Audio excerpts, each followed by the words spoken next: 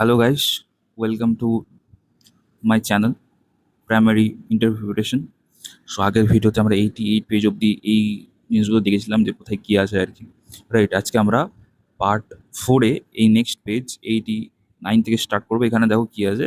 এখানে হচ্ছে কি যে দুজন বসে চা খাচ্ছেন, আর এখানে ঠাকুমা হচ্ছে কাপড় বুনছেন, আর এই বাচ্চাগুলো সেখানে খেলছে, বাচ্চাটা সেখানে খেলছে, রাইট।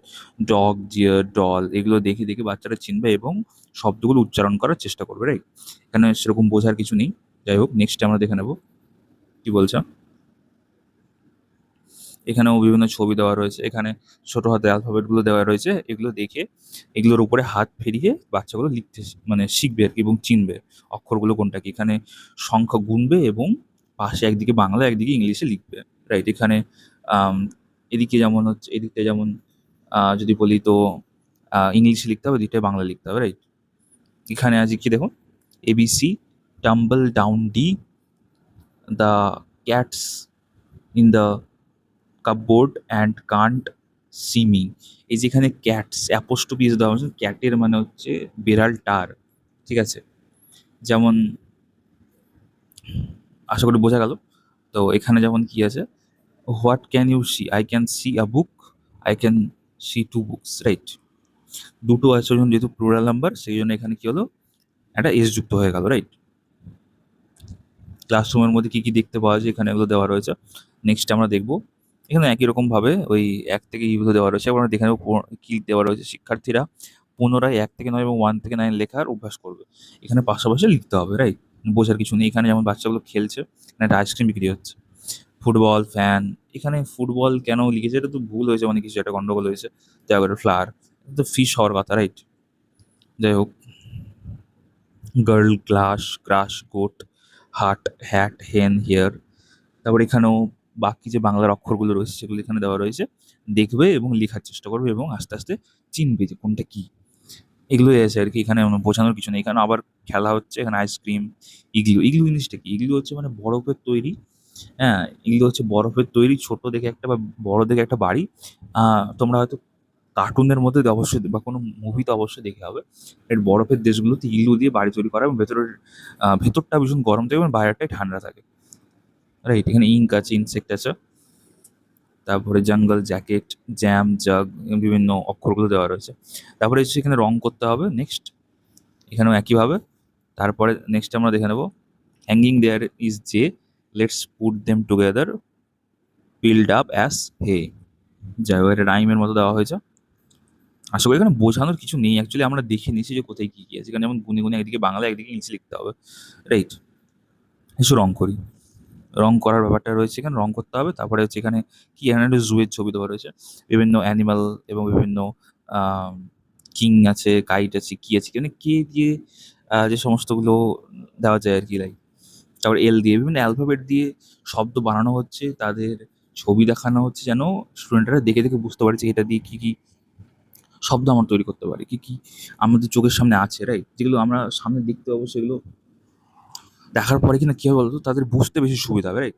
নেক্সট আমরা দেখে নেবো, এখানেও সংখ্যা দেওয়া রয়েছে, দেখে গুনে মেলাতে হবে, রাইট, যে কোথায় কটা সংখ্যা আছে।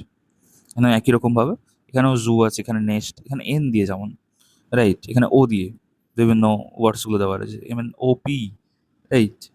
এখানে বিভিন্ন অনেকগুলো বাটারফ্লাই দেওয়া রয়েছে, রাইট। কী করতে হবে দেখে নেবো, শিক্ষার্থীরা ছবি ও রং দেখে কোনটি কটা তা গুনবে ও নিচের ফাঁকা বক্সটিতে লিখবে, রাইট। এই যে এই কালারের কটা রয়েছে এখানে সেটা গুনবে এবং বাক্সগুলোতে লিখবে, একদিকে বাংলাদেশে একদিকে ইংলিশে। আই থিঙ্ক বোঝা গেছে। এইরকম একই রকমভাবে এখানেও, রাইট। এসো আঁকি আর রং করি, এখানেও একই রকমভাবে।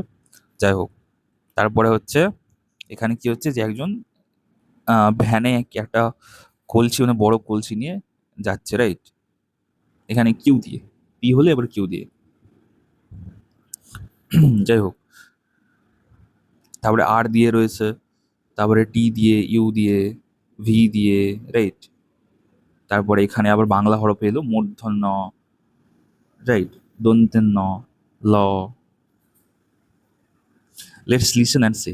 বলছে 1 2 3 4 5, once I caught a fish alive, মানে 1 2 3 4 5, once I caught a fish alive, মানে আমি একটা জ্যান্ত মাছ ধরেছিলাম, রাইট?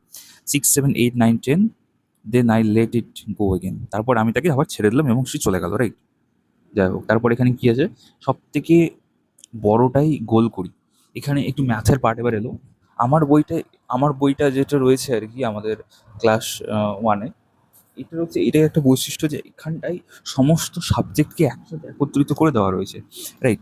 একসাথে একত্রিত করে দেওয়ার মানে কি হচ্ছে যে একটা বাচ্চা তো আলাদা করে ইতিহাস, ভূগোল, এবং এখানে সেগুলো নেইও, তবু একটু একটু করে দেওয়া রয়েছে, রাইট? তো বাংলা, ইংরেজি, অঙ্ক এগুলো তো তারা আলাদা আলাদা করে বুঝতে পারবে না, রাইট? আমাদেরকে কি করতে হবে যে তাদেরকে সমস্ত জিনিসটা তারা একসাথে বোঝার চেষ্টা করে, রাইট? এবার তাদেরকে প্রথমে আমরা দেখালাম যে সমস্ত জিনিসগুলো একসাথে কিভাবে চলছে আর কি, ছোট বড়, সে তো আলাদা করে অঙ্ক বোঝে না, রাইট? এবার কি হচ্ছে, সেগুলো বোঝানোর জন্যই এই সমস্ত বিষয়গুলোকে একটা বইয়ের মধ্যে দেওয়া রয়েছে। তো যাই হোক, এটা হচ্ছে আমাদের আগেকার সরকারের ভাবনা, এবং নতুন সরকার আমাদের অলরেডি এসে গেছেন, এবং কবে থেকে ইন্টারভিউ শুরু হয় সেটা নিয়ে এখন আমরা মাতামাতি করছি আর কি। যদিও এখন অপেক্ষা করার সময়, কিছু করার নেই। যাই হোক, মন্ত্রিসভা অলরেডি কাজ করছে, বাকিটা দেখা যাক। এবং কিন্তু আমরা কি করব, আমাদের পড়াশোনাটা আমরা চালিয়ে যাবো অবশ্যই, রাইট? তারপর কি বলছে দেখুন, সবচেয়ে বড়টাই গোল করি। কিন্তু আমার যতদূর মনে হয় যে এই সমস্ত বই থেকে আপাতত ইন্টারভিউটা হবে, কারণ হচ্ছে যদি এখন নতুন বই যদি বারও করে, তাহলে এই বছরে তো সেটা লাগু করা সম্ভব নয়, তাই না? কারণ অলরেডি অর্ধেক বছর আমরা মানে শেষ করে ফেলেছি প্রায় প্রায়, তাই না? তো এখানে কি আছে দেখুন, যে বড়টাই গোল করি। এখানে যেমন 5 সব থেকে বড়, এখানে যেমন 6 সব থেকে বড়, রাইট? এখানে যেমন 7 সব থেকে বড়। তারপরে যদি বলি 3 4 2 1, যেমন এখানে 4 সব থেকে বড়, এখানে 9 সব থেকে বড়। সব থেকে ছোটটাই গোল করি। ছোটটাই বলতে এখানে 4 এ গোল হবে, রাইট? এখানে যেমন 6 এ গোল হবে। তারপরে এখানটায় ১ এ গোল হবে। তারপরে এখানটায় ৩ এ গোল হবে, রাইট? এখানটাও ৩ এ গোল হবে। তারপরে নেক্সট এখানে হবে, এখানেও একই রকমভাবে থেকে স্টার্ট হয়েছে। হ্রস্ব ই, দীর্ঘ ই, রাইট? তারপরে ছোট আ থেকে বড়। ছোট থেকে বড় অব্দি আমরা যাবো, রাইট? ছোট থেকে বড় অব্দি কি হচ্ছে, নিচ থেকে উপরের দিকে, লাইক এখানে ৪ ৫ ৬ ৭ ৮, রাইট? এখানে ১ ২ ৩ ৪ ৫। এখানে একই রকমভাবে। এখানে কি বলছে, বড় থেকে ছোট, রাইট? এখানে ৯ ৮ ৭ ৬ ৫ ৪ ৩ ২ ১, রাইট? এখানেও একই রকমভাবে লিখতে হবে আরকি। বিভিন্ন সংখ্যাগুলো দেওয়া রয়েছে ইংলিশে, বাংলাতে। কি করতে হবে, সেগুলো দেখে দেখে আমাদেরকে মানে বাচ্চাদেরকে ফিল আপ করতে হবে, যাতে তারা যেন কি শিখে, ছোট থেকে বড় সংখ্যাগুলোকে আলাদা আলাদা করে চিনতে শেখে, রাইট? এবার ছোট থেকে বড় বিভিন্ন সংখ্যাগুলো এখানে লিখতে হবে, রাইট? এখানে আছে বড় থেকে ছোট। বোঝা গেছে আশা করি। যদিও বোঝার কিছু নেই, তবুও দেখে রাখা ভালো। তারপরে climbing up the tree called out to you and we, we are young and free. And ছোট্ট দেখে রাইম দেওয়া রয়েছে। নেক্সট, এবার হচ্ছে সবচেয়ে ছোট, সবচেয়ে বড়। এখান থেকে আই থিঙ্ক ম্যাথামেটিক্সের পার্ট মোটামুটি স্টার্ট হচ্ছে, রাইট? তো যাই হোক, এখান থেকে আমরা নেক্সট ভিডিওতে আবার স্টার্ট করবো। সবচেয়ে ছোট, সবচেয়ে বড়, 128 অব্দি আমরা দেখলাম। 129 থেকে আমরা নেক্সট ভিডিওতে আবার স্টার্ট করব। সকলকে অসংখ্য ধন্যবাদ ভিডিওগুলো দেখার জন্য, এবং অলরেডি আমরা অনেকগুলো বই কমপ্লিট করে ফেলেছি। সহজ পাঠ এবং ক্লাস 5 এর যে আমাদের পরিবেশ বইটি রয়েছে, সেগুলো আমরা কমপ্লিট করে ফেলেছি। সেগুলো যদি আপনারা দেখতে চান, অবশ্যই প্লেলিস্ট সেকশন ভিজিট করবেন। সেখানে গিয়ে আপনারা সমস্ত ভিডিওগুলো দেখতে পেয়ে যাবেন। কিছু কিছু ডেমো আমি তৈরি করে অলরেডি দিয়েছি, সেগুলো যদি আপনারা দেখতে চান সেখানে গিয়ে দেখতে পারেন। ইম্পর্টেন্ট ইংলিশের টেন্সের উপর ভিডিও দেওয়া রয়েছে, সেগুলো গিয়ে আপনারা দেখতে পারেন। যাই হোক, ডিসক্রিপশনে আপনারা লিঙ্কও পেয়ে যাবেন, এবং প্লেলিস্ট সেকশনে গিয়েও একটু দেখতে পারেন। ভিডিওটা ভালো লাগলে অবশ্যই লাইক করবেন, এবং চ্যানেলটা একটু হলে সাবস্ক্রাইব করলে খুব ভালো হয়। একটু সাপোর্ট পেলে খুব উপকার হয়। যাই হোক, পারলে একটু শেয়ার করে দেবেন বিভিন্ন গ্রুপে। সকলকে অসংখ্য ধন্যবাদ। All the best. বাই।